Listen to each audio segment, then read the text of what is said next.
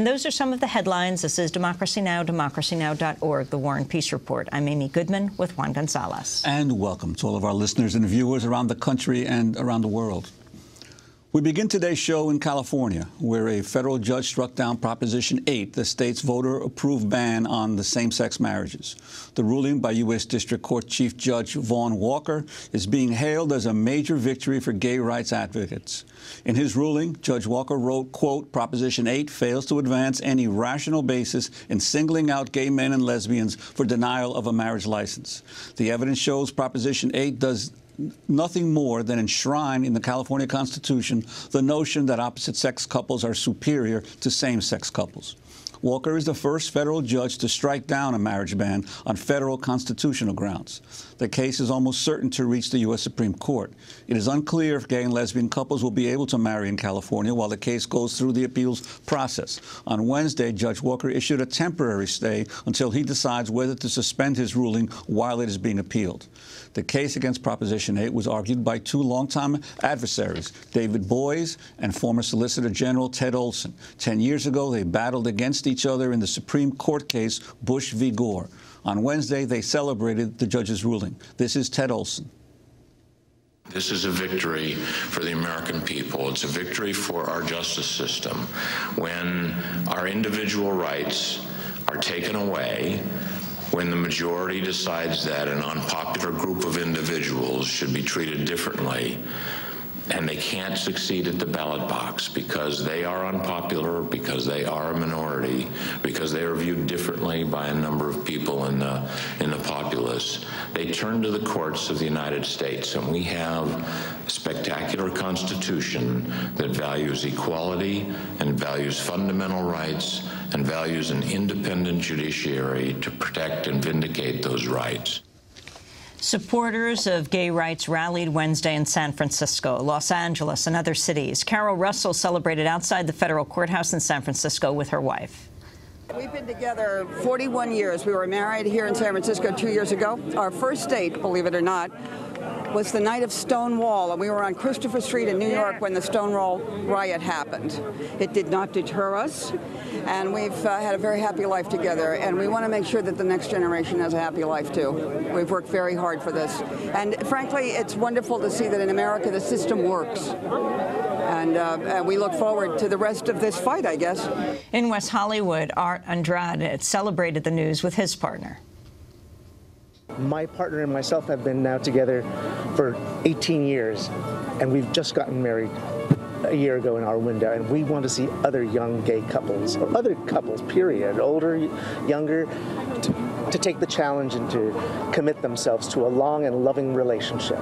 To talk more about the Prop 8 ruling, we're joined by two guests. Shannon Minters, legal director of the National Center for Lesbian Rights based in San Francisco. He was a lead counsel in the 2008 California State Supreme Court case that allowed same-sex couples to marry, a ruling that was reversed when voters approved Prop 8.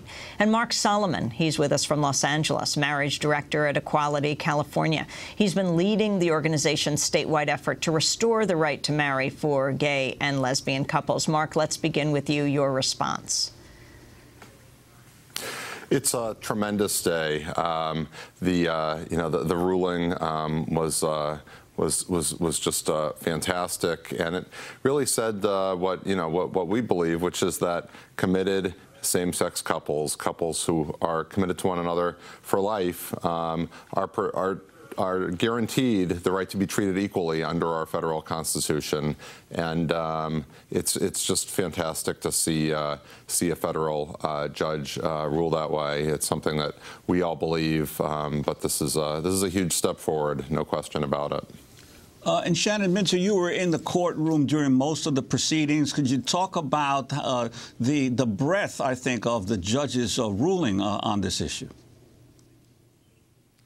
Yes, it really was remarkable. I just want to say it's so wonderful to hear all the personal reactions. This decision was just so meaningful to so many people and couples in California who've been through such turmoil.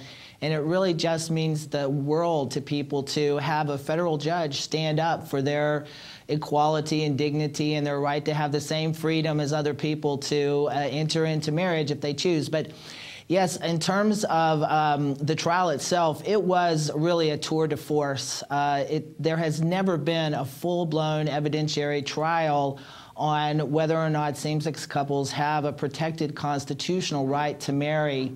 And the plaintiff's side, with Ted Olson and David Boies, put on a really magnificent array of expert witnesses addressing in great depth, the real personal, social, psychological harm caused to same-sex couples by not being able to have the status of marriage, and really by being singled out and stigmatized as inferior and unequal.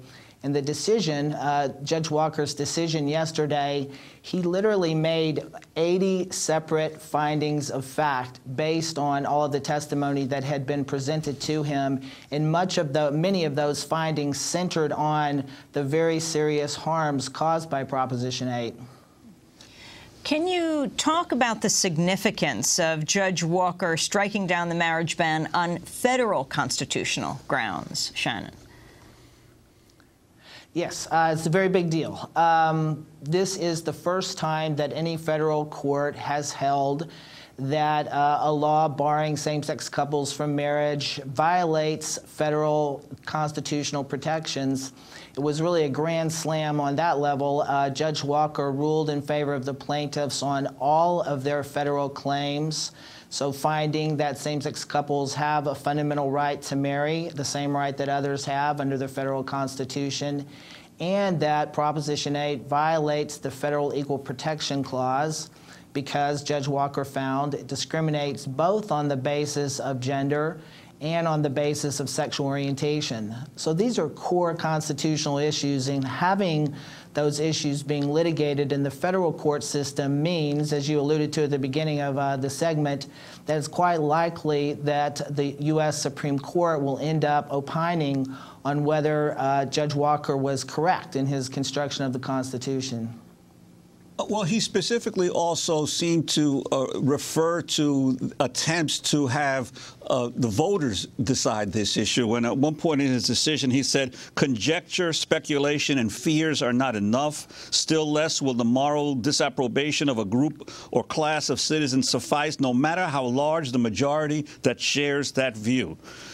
So he was seemingly saying, hey, this is a constitutional issue, and no matter what the people feel at any particular time in a jurisdiction, there are constitutional rights at stake here. Absolutely. Yeah, this case gets down to really the core principle. And, Mark Solomon? We strongly believe that it's wrong for the majority to decide the fundamental rights of a minority group, and that's been our position all along. And we're obviously very gratified that Judge Walker ruled that way. I wanted to get response to Newt Gingrich's reaction to the ruling.